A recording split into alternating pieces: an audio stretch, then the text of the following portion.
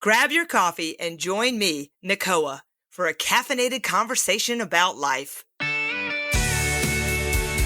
I'll be talking to people who have chosen to walk their own paths and, just like me, are creating a life by design. I hope it will give you the inspiration you need to do exactly the same. Hey, Christopher Goff. Good morning. Hello. You got your decaf coffee with you this morning? I do. And I didn't go decaf, even though you gave me all that nice advice about. I mean, you can do a double shot decaf. I could, but why, Chris? This is why. Do you really want to know? No, I don't want to know. Please don't educate me. I was putting on some perfume the other day, and I had just gotten off a call with someone that was talking about, organics and how perfumes are like these endocrine interrupters. And I was like, yeah, I know. God, it smells so good. It's really hard to make change. I think, that's what we should talk about today. The challenges of really making the life changes that you and I talked about before. And everybody, just as a reminder, if you haven't already, go back to season 1, episode 25. Our friend Chris Goff here is the SalescompGuy. And by the way, I'm going to interrupt. There is a fox walking through my front yard right now. Oh, very cool. It's not the first time I've seen her. Total interruption. My editor will be like, Nicoa. Mm-hmm. But I had to tell you there's a fox. Yes. Squirrel moment. Okay. Everybody's getting used to me having this nice little ADHD state. Well, I don't know if you've seen this on Instagram. They have this it's like AC/DC, and instead of it being AC/DC, they do ADHD, and it was highway to squirrel. That's what it was. And I thought, hey, you might like that sticker. I need that sticker. It is so me. And I've never been diagnosed, so I don't want to in any way imply that I know what I'm talking about. But there are lots of distractions in the world. And I feel like there are more coming. So it's not an unusual thing that you respond to the distractions that are presented to you. And sometimes the distraction for me is mindfulness. Like, how could I not interrupt that and tell you that there's a fox in my front yard? I actually agree with you. I mean, I remember we had a fox for a while, and for whatever reason, that fox followed us from time to time. Just very, very curious. We would go on a walk with the dog Gracie, and it would just be very respectful in that 30 yards away or something like that. But it was just very much curious, and it was like a member of the family for a while. No joke. So I absolutely agree. Yeah. I mean, we're all integrated, and we're in their neighborhood. I mean, they were probably here first. So Indeed. Well, I re-listened to our episode before reconnecting today. And I was telling you right before we started, we did a nice job. It was a great episode. Yeah, I'm all about celebrating, right? So I'm really proud of you and me. And again, that was only 4 months into me doing the podcast. And sometimes I am my biggest critic and really tough on myself and trying to make changes in life. I want to talk about that today. How have you been with your life by design over the past year? I mean, this will probably air in the August timeframe. So it will be 1 year since we talked. You had so much going on. Tell me a little bit about what you've been doing. Absolutely.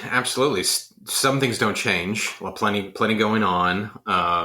It's been interesting because I've thought about that recently as well. So it feels like prime time on the ability to cover the topic at hand. So what's interesting is for those that aren't aware, I went through an episode of significant weight loss. Losing over 130 pounds, and in the last year and a half or so, I've been pretty much the same place.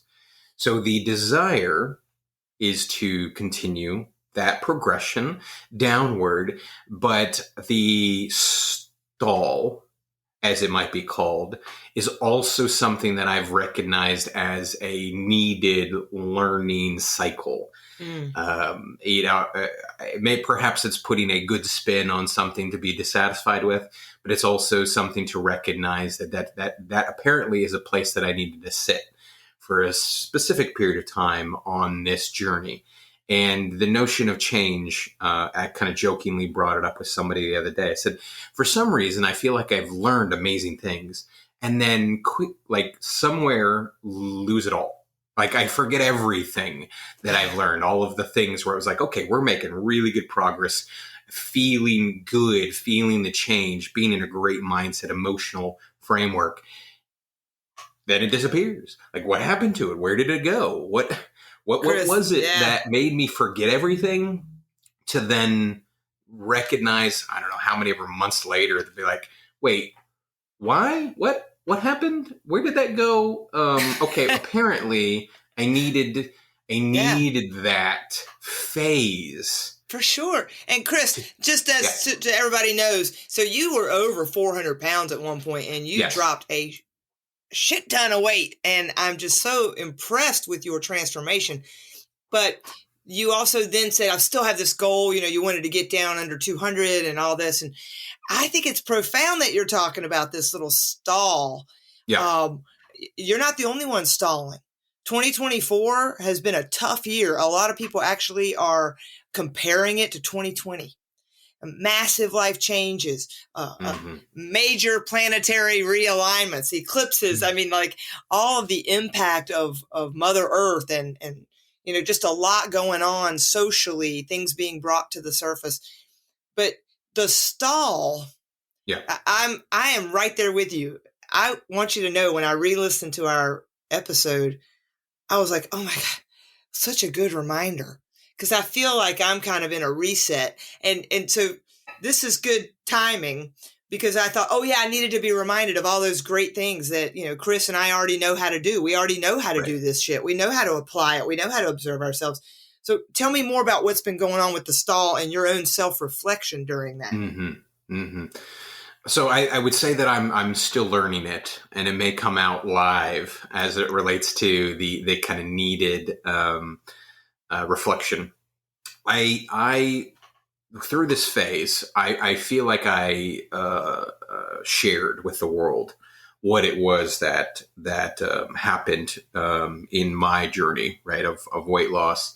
And at a certain shift, there was also a openness and welcoming to the like, okay, let's get back out in the world and then go and experience all of the things that I don't think I really separated myself from. Let's say like from a consumption perspective, predominantly like food, right?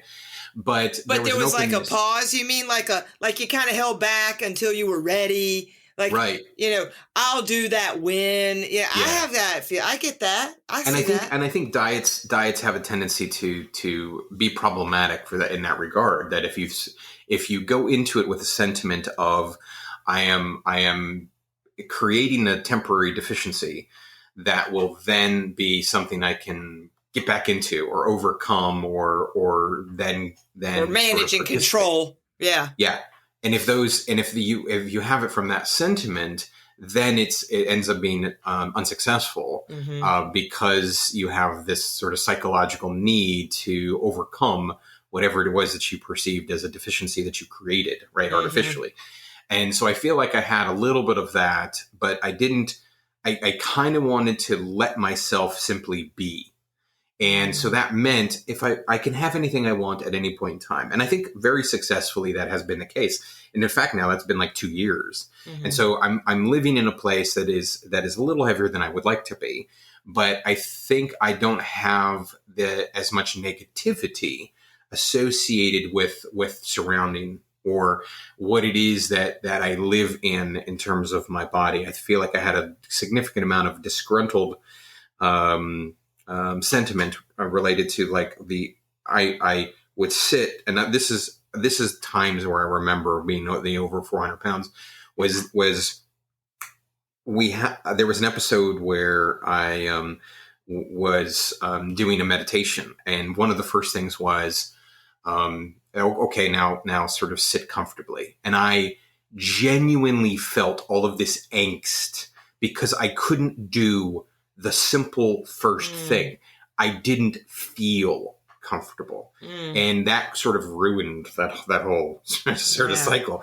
But there was a recognition that goes into that it's really the more of what you bring. And so I feel like the learning was being able to be okay because everything simply is. Yeah. It's the what we bring to it that is so much of the problem. Hey, it's me. I'm the problem, right? That's really it. Like when it all comes down to it, the world simply is. Everything around us is neither good nor bad, but it's the, thinking makes it so.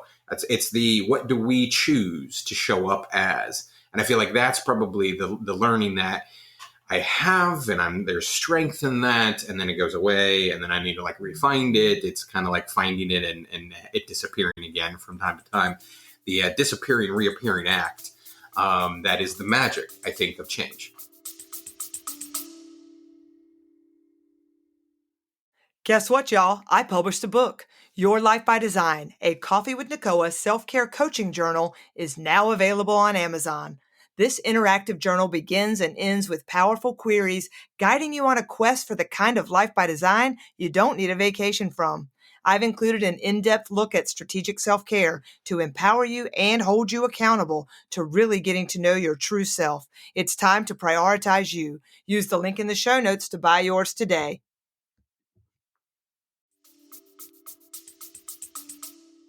So you're in this self-observation and you're judging the circumstance as good or bad. And so you're just using I can't even sit comfortably. Oh my God, I'm trying to do the freaking meditation. Yep. And the first thing they ask me to do, I can't even do it.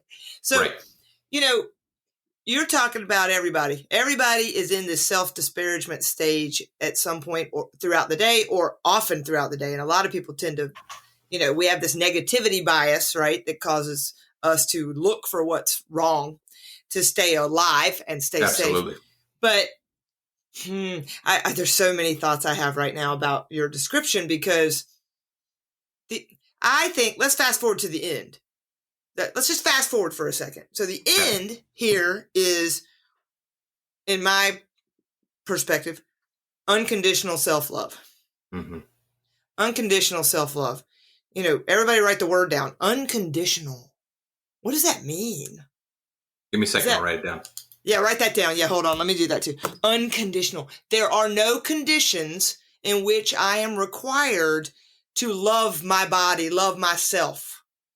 There are no conditions. Can I be in love with me even when I'm 400 pounds and I can't sit comfortably? And yes, we can accept it. But let's play with this for a minute, Chris.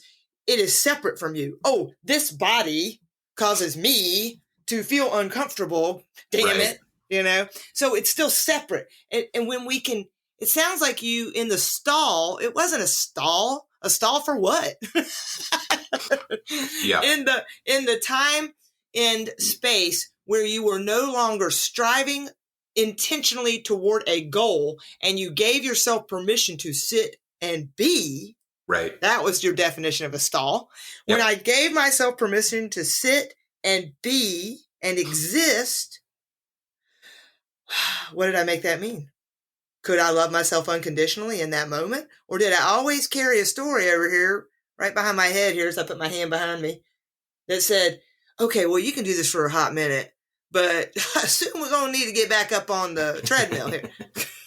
I don't know. What are you thinking? I love how you categorize that, because you're absolutely right. It is the act of simply being in a different moment, right? Did have judgment attached to it, right? And that's where I think we all get ourselves into problems, right? Like, hey, you know what? Maybe actually doing nothing is perfectly okay.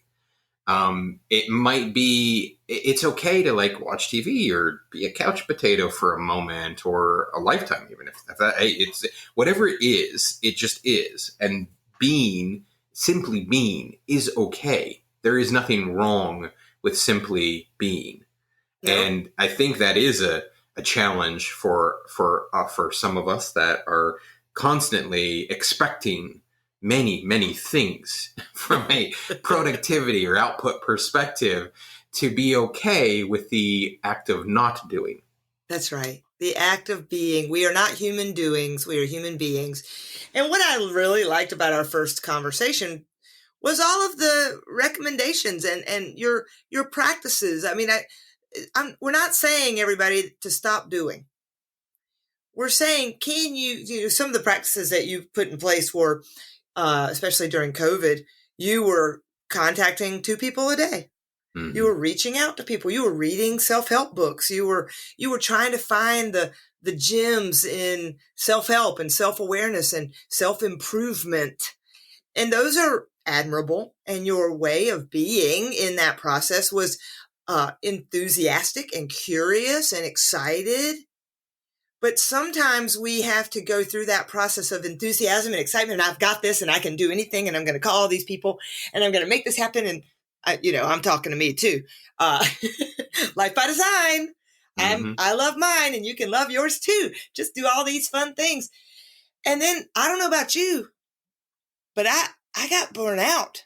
I got a little exhausted, and I'd already gotten exhausted the first round of the first 20 years of living everybody else's expectations. And then I thought, well, I'll live my expectations. And you were doing the same, okay, I'm going to write these books and I'm going to make a difference. And I don't know about y'all, but I just want to watch some TV and eat pizza. Yeah, right. There is a lot to that. I definitely started watching more television. Sorry, the fox again came back. I'm kind of thinking at this moment that is not edited out, right? No, it's not edited out. Oh, okay. I'll send you the picture. Okay, keep going. What were you saying? Fox sighting once again. I'll have to look up the spiritual meaning again. Okay, go ahead. Is it a red fox or gray fox? Red fox. Nice. Oh yeah, pretty.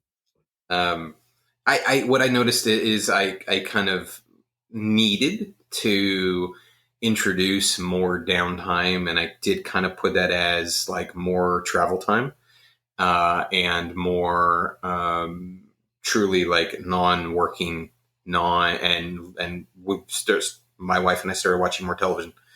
Well, what was the kicker? Like, was there a moment? Was there a fatigue? Was there an emotion that came up more frequently than it had in the past that caused you to make this decision? Or did you just, in retrospect, recognize that you naturally went to this new way of being?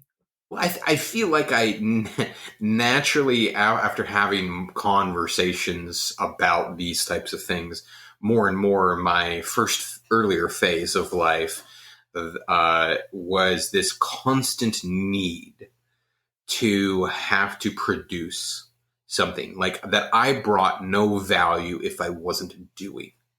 There was this sort of back of mind sentiment that was the case. And I did that in everything. Like I would do that from, okay, I got to be multi-focused. I got to be doing, whether that's work, and a lot of it was work, mind you.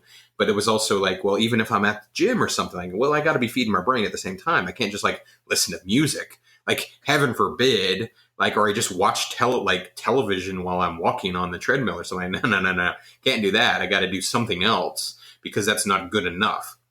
And I know in the phases of the weight loss and in talking, because I have an acupuncturist. And so I tend to talk a very sort of Buddhist and philosophical sentiments with him because why not?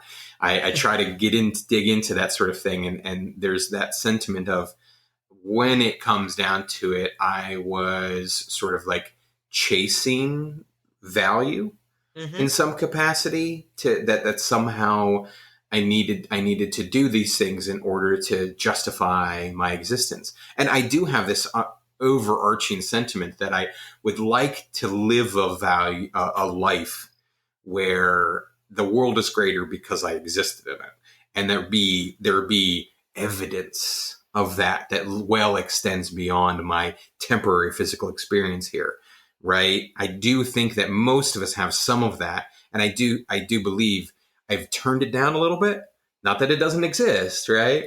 But I feel like the volume is a little less loud, and perhaps it's also because I've given myself some acknowledgement for the things that I have done. Yeah. And I think that's a little bit better off. And interestingly enough, I feel like I'm doing a lot more things without it feeling like it is a burden on that sort of life experience. Interestingly enough, and I can fill you in on some of the other stuff that I've been doing in the last year. Well, anyone with an underlying belief system that they are not enough. Yeah. The natural tendency is to prove their worth throughout their time or become victim to that belief. And totally the case. Yeah. And I'm right there with you, hey dad, I got an A. Hey big brother, look how much I made last year. I remember interviewing my brother and telling him that story. And I told him how much I made one year and I was so proud of it. And he looked at me and he said, Nikki, if that's important to you, then I'm happy for you. And it was the first time anyone had ever said something like that to me. And I remember thinking, how disappointing feeling in the moment because you weren't conscious of it. I wasn't conscious, and I was looking for him to go, wow, you're so amazing. Look at you making all that money. Yep. And so this is a really important topic in today's society. It's time for the shift. And you and I have been trying to shift it for a decade. So, but we're trying to do it while we're doing it. Like we're running. Yep. We're as I said to somebody the other day, I feel like I'm slogging through the mud. I'm trying to keep, practicing all the things I've ever learned. And yet sometimes it still feels like I'm in the mud and I'm not quite where I thought I was going to be or where I want to be. But the truth is, being in the mud, if you allow yourself to stick it out and just take it one slow, muddy step at a time, you will be that lotus that blooms out of it. And I think that's kind of the intention of a life. We come down here on this earth, a soul comes into a body. I mean, you picked that body. You picked the body that was going to grow and shrink and grow and shrink. And now you're recognizing it's not about the body. It's about the heart and the soul. And you're like growing and shrinking the heart and the soul until maybe the soul expands to the point where you're blooming into this beautiful being that remembers that you were enough from the minute you began your existence. Yeah. And the journey is just to forget for a hot minute and then we remember it again. So you and I are just remembering.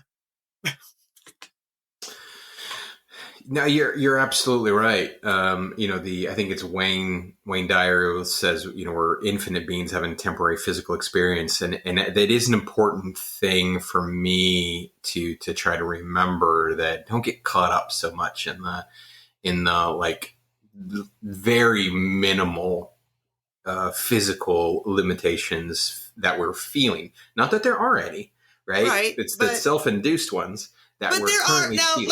Let's be clear. There are human experiences that create emotional reactions and responses that are real. I mean, you talked a little bit about, flying on the airplane and taking your vision into, I would like to be comfortable, and the embarrassment of the seatbelt extender.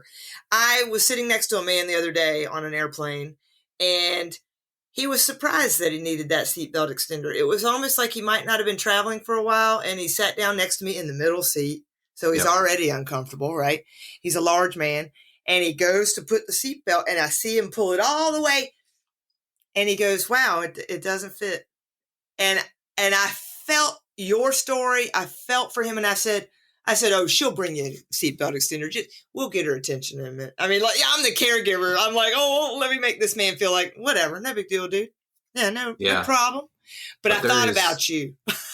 Well, there is a significant amount of embarrassment that goes along with it, and it is kind of public, right? And it is. And so I don't want to discount people's life experiences, but those are the opportunities to practice what you and I are talking about. We can say, oh, whatever.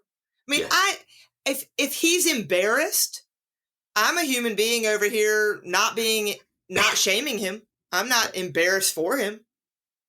I just cared for him. Like, oh, his body is different than mine. Let's help him be comfortable.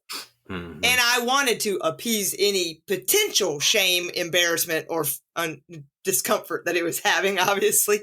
So if we can do that for each other, then why can't we do it for ourselves? You're right. The more significant critic challenge that I like that phrase. It's interesting because I always think about this. Like I have a whiteboard over here that has a bunch of goals that I want to achieve for the year, right? And there's always like, well, how can I be okay with the simply being and come find peace in the is, right? The isness of it all. Yeah. Yes.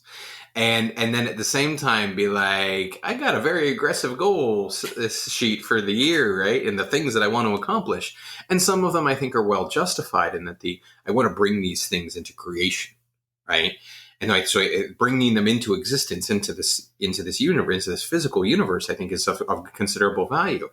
And kind of like living in that, I think is a bit of a challenge to try to figure out how to find that happy place in the act of growth or expansion as well, and the sort of natural, I think, discomfort in the unseen aspect that is part of our growth experience here.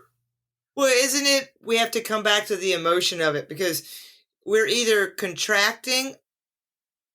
Okay, wait a minute. Fox again? Yes, but he has climbed the tree fort. He is up in the tree fort. Interesting. I'm not kidding you. Okay, so that's 3. That's 3. Uh-huh. All right, y'all. Y'all know I'm all about signs and shit. Okay, so contracting or expanding. Let's bring it back to the body. Okay. The body is a big topic for so many reasons between you and me. So that big list of goals on the whiteboard, right? When I think about that, I think about all the things I know I should be doing, could be doing. Yeah, absolutely. Said I was going to do. And then when I sometimes think, well, there's time. I have all this time. There's this space. I should be writing the complimentary journal for the book like you did for your book, right? The workbook. I should. And then yet my body, I don't feel it. I'm like, I don't want to do it. I'm not, it feels forced. And I'll go try, I'll do something. And then I'm like, that just doesn't feel like flow. But I can remember times like when I wrote the journal, I wrote the My Life by Design journal. I was like, so excited, and it was flow, and it worked so well. And I know you know the difference because you've been there too, trying to get things accomplished. So yep. Isn't that the flow and the excitement and the enthusiasm in my body feels relaxed and excited? Isn't that when I'm supposed to create?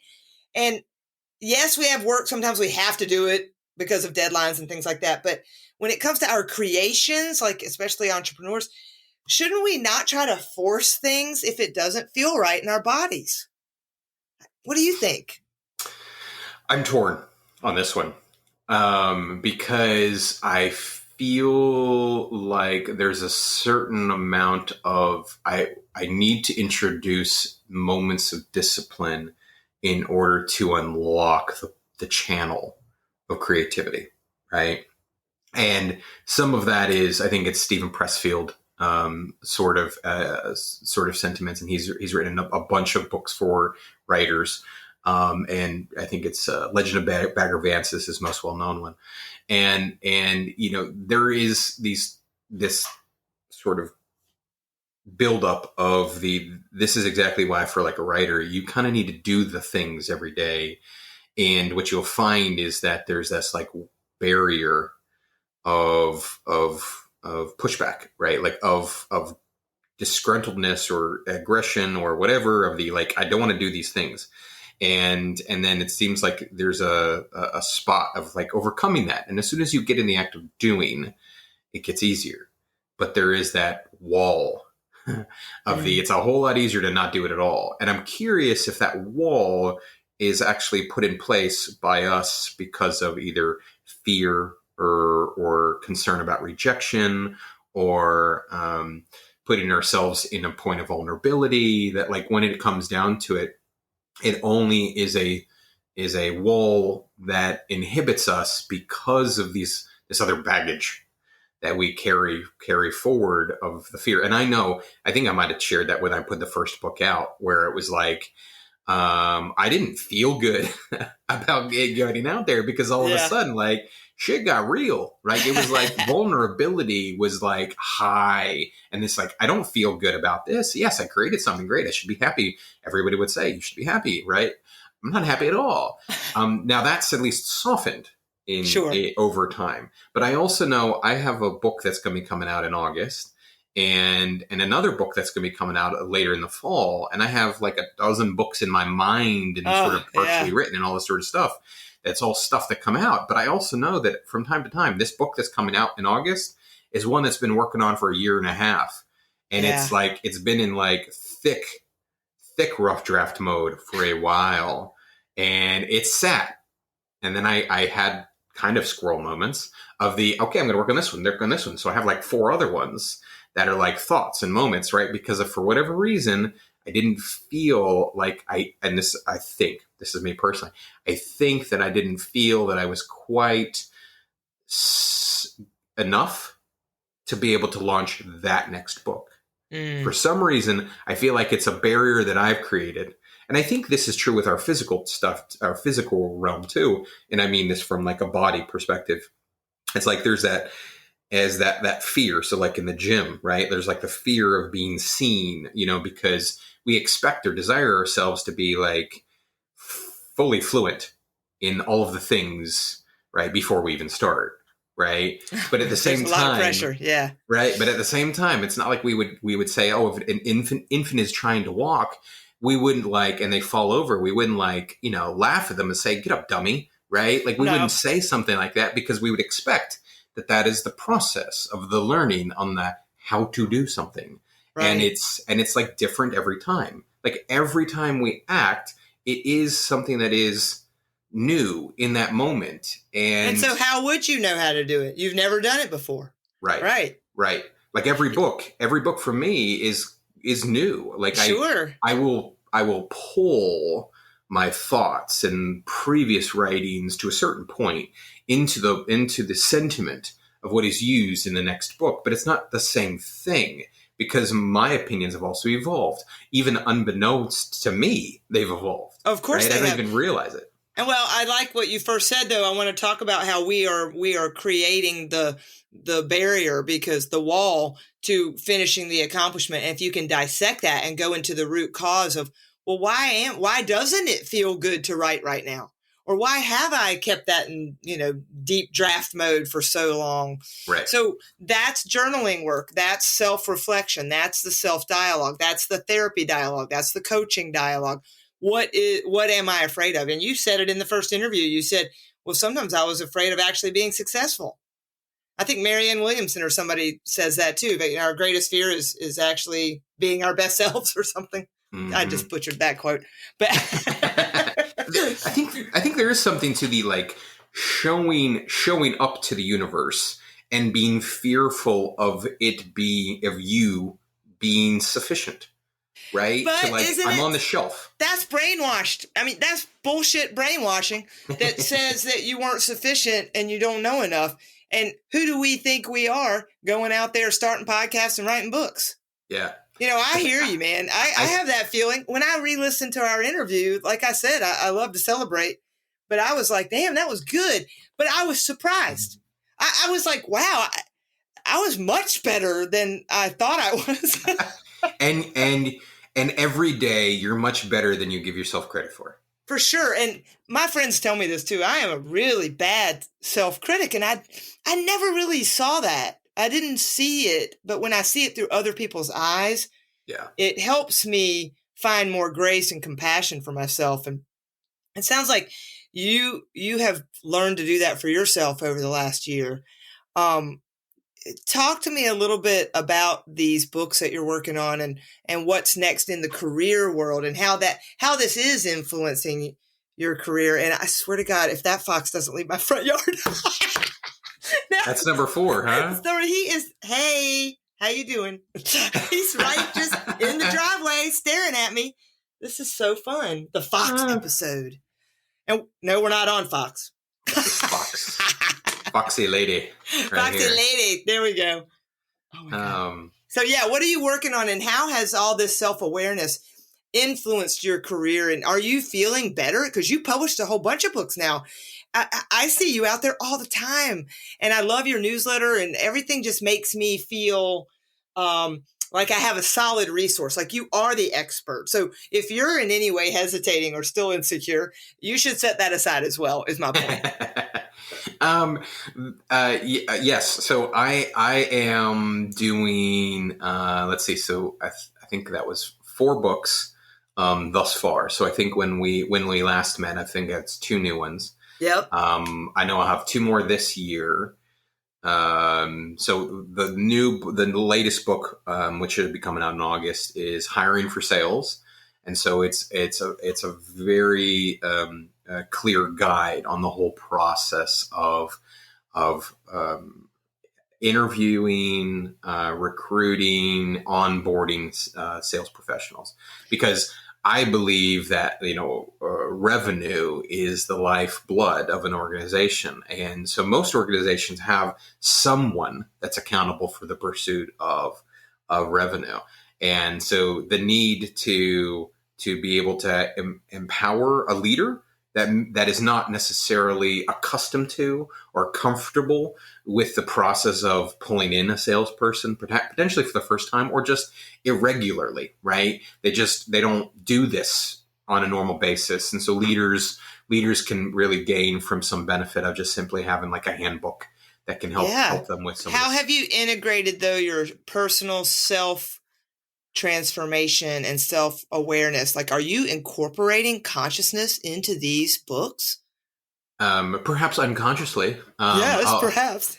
I think that I've had people do the read the advanced reader copy, and they said it's like you're reading it. I'm like, so that's good. That's a good sign, is good. Right? That it's like if you're hearing me in your head say those things, then yeah, I think I have incorporated myself into the book. A lot of it is kind of like it's guidance on, hey, these are things that you need to do, but you know what, you're going to be different, you're going to be unique, and this is the guidance I'm providing you. And it's going to be more of like questions and do your homework than it is going to be do this thing. Because I tend to believe that most every organization is unique and different, and what is best for them is going to be unique to them at that moment in time, and then they change.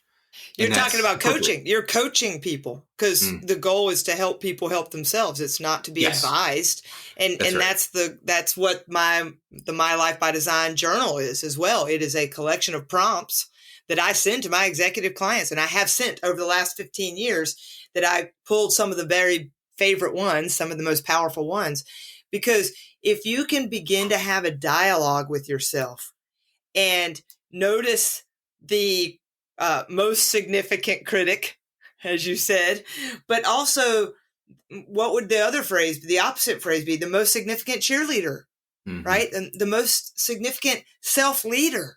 If you can really dissect that and say, oh yeah, well, the critic would say, and there's value in the critic. And especially in the world of employees and, corporate organizational design. And yes, of course, revenue is the heart of any organization you've got. There's no other point other than to make money and hopefully serve while you're doing it. But otherwise, why are organizations coming together, right?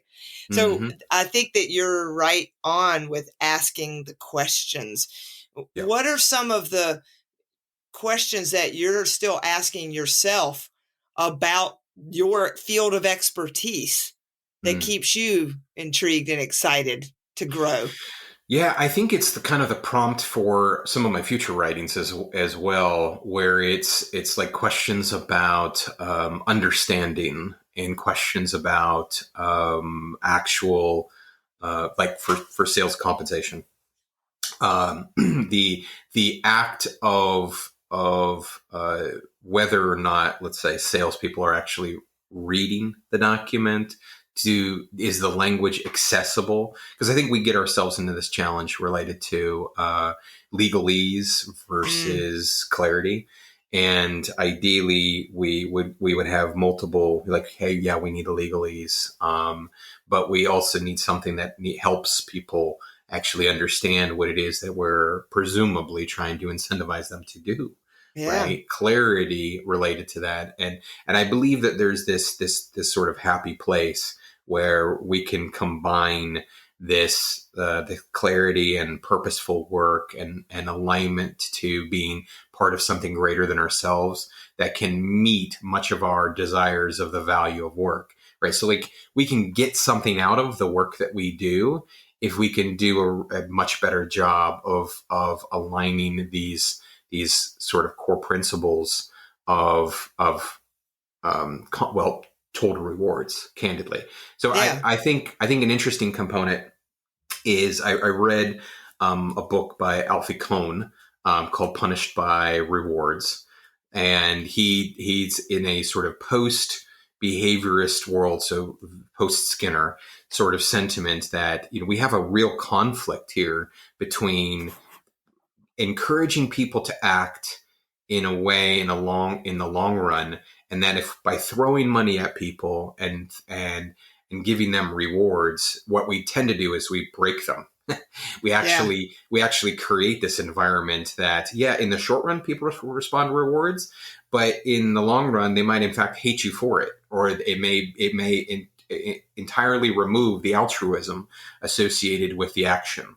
And those sorts of things I think are important to recognize, that there is more to the compensation side Yep. that I think is important, and that this is where I try to feed that it's comp is important, but it's not the most important thing. Nope. It's absolutely the framework of the job, the way people can interact, the personal autonomy that they can maintain in the work, et cetera, et cetera. Like if we can connect them in a place, then we reward them appropriately for the being happy in the work that they're doing, rather than let's throw a bunch of money at people in hopes that they're coin operated enough to respond. And I feel like it's a bit of order of operation, but it also, I tend to think it throws a bit of a punch in the face to those folks who really just see salespeople as those animated monkeys, right? And I know there's like that word, but I think of the mechanical monkey, right, right, animatrons, and that's just not. I just think that's a different sentiment, and it's driven the wrong behaviors. Mm-hmm. And corporations need to think about their metrics, or any organization, or even in your own family. What are your values? What are we holding ourselves accountable to from a day-to-day behavioral perspective? Why, when we just throw money, then we're driving behaviors. This is why when you think about energy leadership and the 7 levels of energy, people are averaging out at about 3.2 on that 7-point scale. And 3.2, level 3 energy, is the rationalizer. And the rationalizer says, hey, man, I'm going to win. And I hope you win, sincerely, but I'm going to win. And that means I will do anything I can to get around you, work over you, get to the outcome that, oh, by the way, my company just told me I had to get to in order to be financially rewarded, in order to keep my job so I can pay my mortgage and have this life by design that I so have gotten myself entangled in. And if they don't go to that altruistic element and that purpose driven, ultimately that salesperson, they might win, but they're likely to either numb out the rest of their life at work or at home, or they will ultimately either quit or sabotage as a result of not actually finding the altruism and the purpose Right. In the midst of the pain of their endeavors as a money-driven employee. It is an interesting sentiment of the sort of burnout through success, right? I am so very successful and I've done amazing things to the point that I am so unhappy. That I've been there. And I'll never forget crying into that glass of wine that my husband handed me. And I remember thinking, I used to say to myself, well, I guess this is the cost of success. Yeah. And it is a cost of one definition of success. Right. So what does success mean to me? And we still got to keep coming back to these questions for ourselves. And, you're powerfully influencing individuals that are, on the ground, right? They're in the trenches. You even posted the other day Bob Berg's work, a list of, the Go-Giver. He wrote the book, The Go-Giver. Absolutely. And that part about really that authenticity and showing up unapologetically as yourself. The challenge with most people who have been in systematic, carrot and, the carrot chasing the carrot. What I'm not good with it. Carrot and stick. Yeah, the carrot and the stick. Those individuals ultimately burn out. So the challenge is, how do we get them back to that whole person? Mm-hmm. And the Go-Giver really talks about, how do you do it in an alignment with you, not just service for service's sake? Yeah. I don't know. Thoughts about that? How do we get them back to that whole person? It is interesting, the difficulty of separating the person that you believe you're supposed to be versus the person you are, and sort of the comfort of shedding that skin is a challenge, especially if we've been pretending for a very long time what that means. And who do you think you are now? Like who do you think you are? I do really genuinely believe in the sort of like infinite creature who apparently selected physical challenges that were needing to be expressed or shared in order to find purpose. So I do believe my longer term story, and this is the part where I am now, is I got all of these things related to my profession, and I kind of feel like I gotta get those through and produce those books first, and then be able to share the story of like my physical journey. And I've struggled personally with the you lost like 130 pounds, but you're still fat part, right? Like where it's like, okay, well, what is that as a story to tell the people? Like, oh yeah, great. Yeah, but you're still like, you're not done, right? And I think that's the part where none of us ever are. That makes me really want to tell you to stop talking. Like, I just want to go, stop. Just stop. You're not, there's no such thing as being done. Exactly. Yeah. I think I appreciate that. Like we're all half baked all the time, right? That's funny. I just want to hug you and say you're enough, man. You're enough. I feel like I recognize that a bit more, but I know that I've gone through struggles because I kind of want to be able to write a story from the finish app, like on the other side of the finish line. What if that's not the story? Well, that's the thing, right? Like, that's the thing. I have another story now that is related to the finding peace in the journey, right? Yeah. Like in the stagnant middle, you know what I mean? There is something to that of the how to be okay with that and recognize that is simply part of it. It's what's needed for you to appreciate the other side. It's like that, what in like runners will say, I don't know if that's like the 13th mile or something like that. The runner's high. Right. Yeah. Well, it's the phase in between that is very, very difficult in recognizing that you've already made it because you're already doing it, but you have a little bit in front of you. But where do people quit most frequently? Where it's in that that sort of phase. That's right. That in that discomfort, in that uncomfortable. I mean, God, I could talk about this all day long. Yeah. This is just, that I remember saying my grandmother was in the nursing home once when she was like in her mid to late 90s. And I remember saying to my dad, oh my God, she lived her whole life and she's just laying in that bed. Oh my God, this is awful. And he said, well, I hope she didn't live her whole life for that. And I was like, right.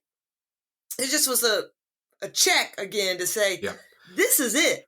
This is the life. You and me right here, right now. This is it. We did it. We're here. And, yeah. And I think it is the sentiment that I don't have to show up in a particular way for anyone else. I'm just here to have certain experiences. But what I believe, though, is that my experiences are worth sharing. For sure. And your experiences are always worth sharing. In front of me. And your experiences are worth sharing. And so is the homeless guy on the corner. His experience is worth sharing. And the person who, never left their house and just watches TV and drinks beer, their experience is worth sharing. So I think if we can get there and we can give ourselves a break, I think the emotional state of this, I want to talk about this real quick. You mentioned this as well in the previous interview, because you talked about joining a group to support you. And you, as a man, having historically not been very emotive or articulating your emotions, we're all emotive, but not demonstratively sharing your ability to become vulnerable in that group setting. I think that is powerful. And I want to share one thing personally, but then I'd like you to talk more about that, because I think especially our men today unless they're in a group setting, I think they can't do it by themselves. Yeah. And yes, they can do it with a coach or with a therapist, but I think they need each other. And I think women have historically had each other and chosen each other and leveraged each other, and we still do. And it's hard for me actually to still leverage my girlfriends, because I had so much masculine energy that I was like, oh, I have to do it by myself. Yeah. I got this. I'm educated. But my own emotions have been the bigger self-reflective. I mean, if you and I want to go back to the word stagnant or stall, which I still think we should X that, but yeah, I'm in a space now where I am not where I thought I was going to be. And I've had to forgive myself for having put so much pressure on myself for thinking being at a certain state was going to be the end all be all of my life success. Like, oh, okay, I've done this now. I'm safe now. And my history is about feeling safe, feeling secure. I'm protected. Yours might be, who am I? I'm not enough and blah, blah, blah. Yeah. But the sitting in the vulnerability of those emotions and having them come up and flare up again in my life where I didn't think they were going to come back again. I thought I'd already dealt with that shit. Right. Talk to me about your own vulnerability journey. And are you still leveraging that group? And so much. So interestingly enough, that group has disbanded. The business itself no longer exists. That sort of supported that. There was an attempt to try to keep it going that has not been successful yet. So that is a bit of a evolution. Right. People come into your life for different seasons, and that apparently served a season. And we'll see what may come in the next season. Tune in to the next season. But I think that it was very difficult for me to be someone who I would say I didn't grow up in an environment where we definitely spend a lot of time talking about our feelings. Multi-generationally, in my opinion. And I don't think that's uncommon for a lot of people, and certainly for men in general. There is, I believe, a sentiment of self-value that is related, and that's whether that's societal or we carry it forward, whatever. There is an expectation of providing and showing up in a certain way that was less emotive. as you said, demonstrably, but as just like, I don't show as many feelings because that is my partner's role in that particular case. That was like, I'm the strong one, right? I got to show up a certain way. And it's expected man of up, me. right? Man up, right? All the ways you were raised to think that you had to be. So how has that experience shifted you in your own emotional journey?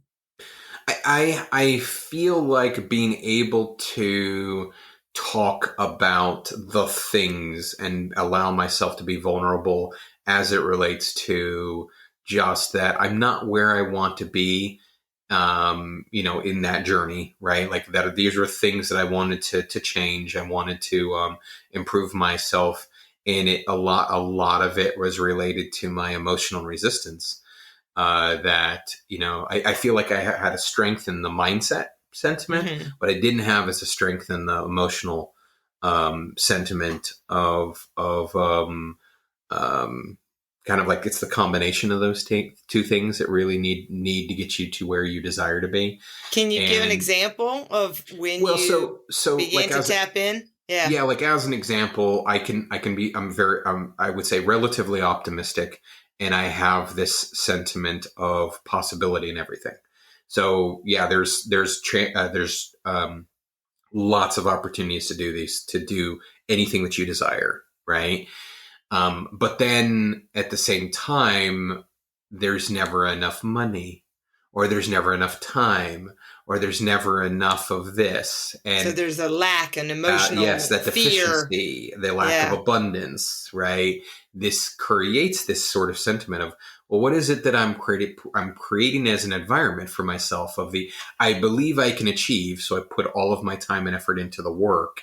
And at the same time, I'm always pulling to myself an emotion that it's not enough, and it's never enough, and it'll never be enough because I've created this an emotional sentiment that of like this lack and this deficiency. And how does that make you feel when you're in that lack? How does that make you feel? It feels like I'm working my ass off for nothing all the damn time. That's it. And then so you burn yourself out ultimately, whether that is, you, like you said before, you kind of choose to like exit the program, which for men, we have an extremely high suicide rate that people aren't aware of. And it's a sad reality, but that I think does stem from the feelings of never fully feeling like your contribution is sufficient, like that you are enough as you are, without ever having to do anything. It's simply being is sufficient. And I think that there is some challenges that people are struggling with, and it's not like it's new. This is a long-term high suicide rate as an example. And I think it is ultimately related to mental health and the emotional sentiments that are attached to that. Because I think when people talk about mental health, I do believe it's mostly emotional well-being. It is. And your description is the description of many, and not just men, but a lot, and most men have been raised to say you have to be this in order to be worthy. Yeah. My invitation as a coach and the work that I've done is to continue to dive deep into the feelings, and that makes me feel scared, and that makes me feel sad, and that makes me feel disappointed in myself, and that makes me feel insecure, and just really labeling the emotions. So even when I asked, how does that make you feel? You were like, oh, it makes me feel frustrated that I can't do these things, right? So it was more about I can't get it out. I can't get enough. So go even deeper into those layers. And not that you asked me to give you that advice, but I think that will help with when I can understand my emotional state, then I can validate it, and I can have more compassion for myself and more grace and say, well, no wonder I feel that way, right? Anyone having been raised the way I was raised, with generation after generation of non-emoters and non-demonstrative love, love giving, how can I be love? Yeah, I think the exercise that I went into with that group before helped at least dabble in the world that I was not necessarily comfortable and certainly not fluent Yeah. in, candidly. And so I think that helped when we talk about this. And I feel like it's softer because one of the things that I tried to remove was stronger emotions in general, related to all of these things. I mean, that's where a lot of and this is where I kind of went more of like down a, my learnings were in a lot of more Buddhist sentiments of trying to remove some of the, why does it hurt so much, right? Why am I putting so much energy into something that creates that sort of reaction? So I do feel like I said this before, like turning down the volume a little bit. I have gone through more of a practice of trying to remove the strength of the emotions I understand. from that. Now I suppose that might have turned down the volume on the positive as well, but before I never really had strong emotions either way. So it felt like that was an easier path for me to kind of be like, okay, I try to not overreact. I try not to have the negative emotions to, the little things like, well, if somebody cuts you off, right? Mm-hmm. It's okay, what really happened here for me to have a reaction to? Right. What am I making this mean? Yeah. Or do I need to really hold on to it? Because I think that's the other part that's right. There's value.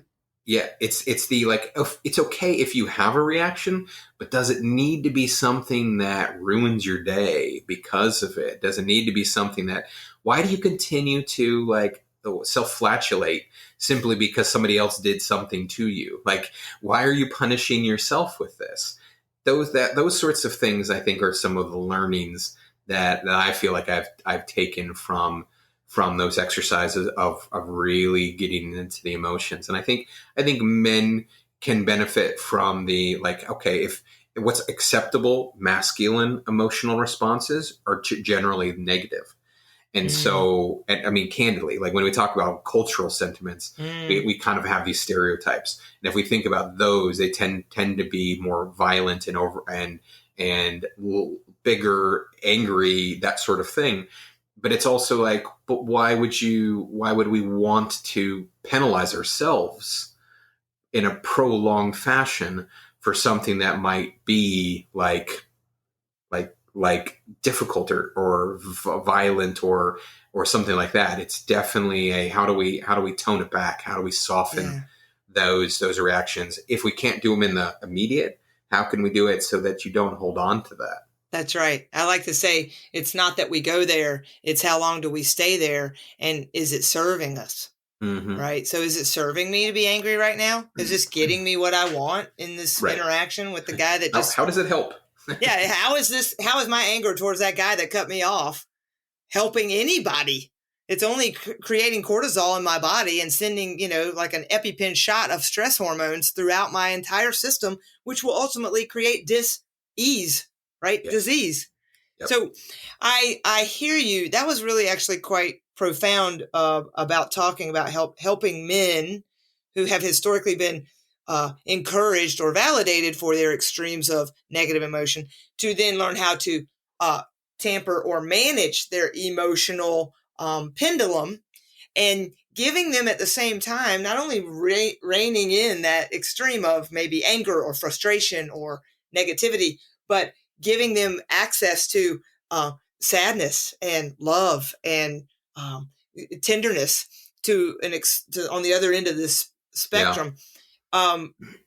I think you're talking about the first step. If I can become aware of my emotion, then I can decide how I want that energy to move me. So energy in motion is an emotion. And we are all energy. So how would I like to take that energetic motion that's coming up through my body, and how would I like to leverage that in order to best serve me in this moment? And I would just invite those listening, male or female, to become friends with your emotion and just start having that conversation.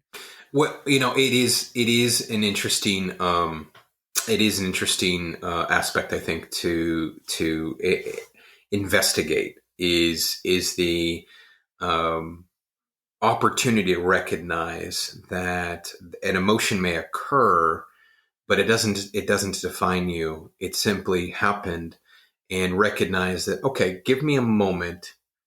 And I think for a lot of people, it's finding a couple of those tricks, right? Like, give me a moment. I need to get this out so that I can move beyond it, and recognize that I can control it. I can recognize it, or I can sort of take a step, from the side and say, here's what it is that is happening, and how can I grow from this? How can I learn from this? How can I recognize that this is maybe not the person I want to show up as, but it's remove that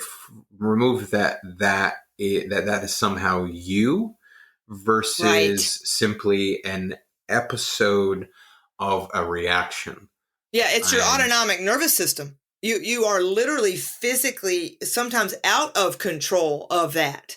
And once you begin to make friends with that version of your inside your body, the cellular memory, then it's a lot easier to turn a reaction into a response. And you're right. Can I look at it from the side? Can I stop and observe it? Yeah. And can I be kind to myself if I showed up in a way I didn't like? Can I be okay? Can I validate myself? Hey, anybody who made it mean that would have shown up yelling, right? Okay.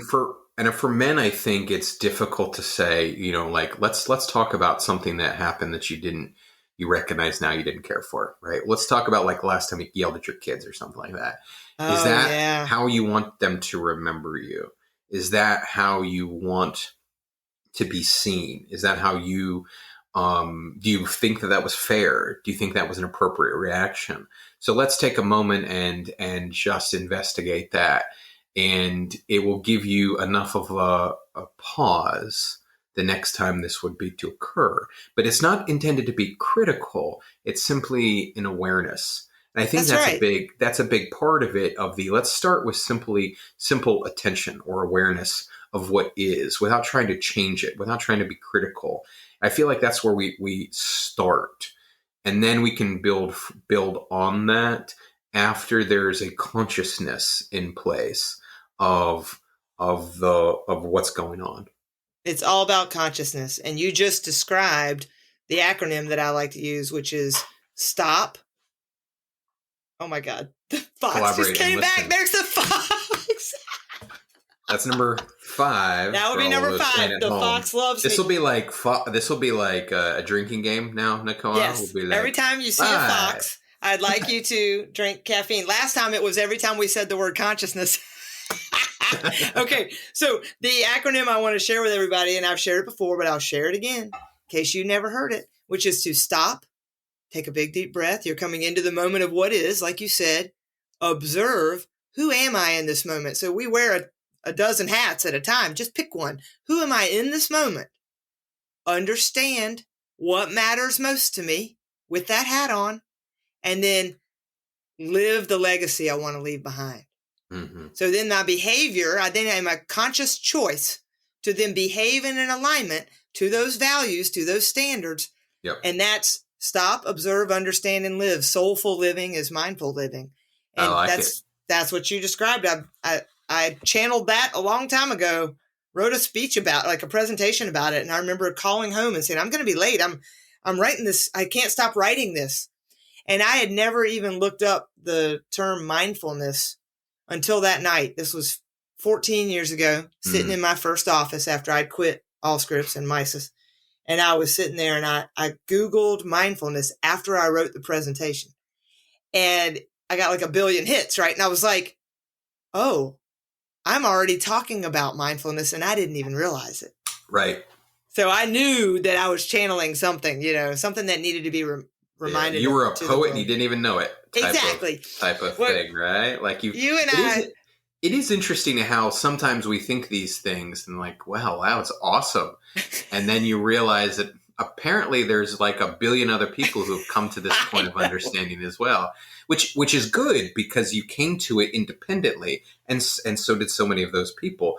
But it's also kind of funny because you're like, oh, well, this isn't like novel and new in any form or fashion. I don't think anything is. I think we're all just pulling it from the collective consciousness, and then we're just like, our version, though, and I think this will be a nice way to put a bow on our conversation, because our version of what may be the exact same shit everybody else is talking about is unique. Yeah. And that, my friend, is what makes you so worthy and so enough and so powerful. And I'm so grateful that you have spent time with me and are on my journey with me as a friend and a colleague. You know, I can't wait for everybody to read your books and share them with their HR leaders. As I said the first episode, don't forget to share this content. What do you want to celebrate the most about your life by design now, a year later? I would say that the thing that I probably want to celebrate the most is my time with my wife and pup. Your corgi, Gracie the corgi. Yeah, the importance of that in my life that I feel like I neglected for a good chunk of my working days. And that the priority shift of what is really valuable is the relationship you end up having with the folks that you surround yourself with. And you're able to more intentionally do that in this lifestyle that you've designed now. And it sounds like that's been a lot more rewarding for you, for sure. Absolutely. So what do you want to celebrate most about you before we hang up? My favorite question. That's an excellent question. What I want to celebrate, you know, this is the part where it's like self-judgment comes up, right? Can't help that. But the I would say it is the opportunities that are available to me to make the most of this physical experience and be able to share it with others. I want you to rewrite that, reframe it. What is that about you that you're celebrating? That's an opportunity that's external from you and your ability to access it. Yeah, I would say it's the awareness of that and the appreciation for what I may consider like a stall or a slowdown, and this is the lesson that I have in front of me that what I want to really shift to is celebrate this as a thing that is vital and necessary in order for me to continue down the paths that I desire. That all of these things are presented as opportunities and lessons. And that's what I want to be able to be more comfortable over time. And so this is the part where I'm desiring to celebrate there's a lesson in here. There's an opportunity in here. Yes. And recognize that ideally like a Buddhist monk, right? Where it's like, why is this here? Right. Yes. I'd like to get to that point, but I want to emphasize the celebrating those sorts of what I might perceive as obstacles at a moment in time. I celebrate your conscious awareness also. Because that's what you're saying. Yes. You know, your ability to pause, even if it comes with all the historic judgment and the goods and the bads and the fears and the uncertainties and the doubts, your ability to pause is a superpower.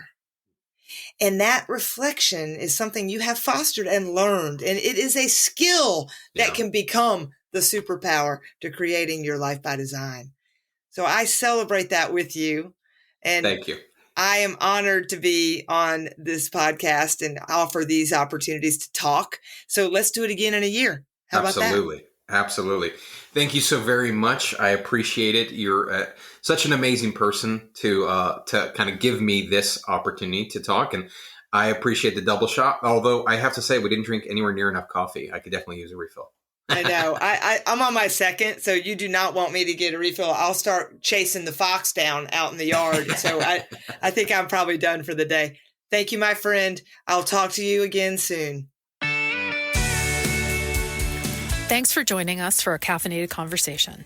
Subscribe to Coffee with Nicoa for more stories from people living a life by design. You can also find inspiration on Instagram. Just follow Coffee with Nicoa. And check out our website, coffeewithnicoa.com. And that's Nicoa, Nicoa. We look forward to talking with you soon, and enjoy your coffee between now and then.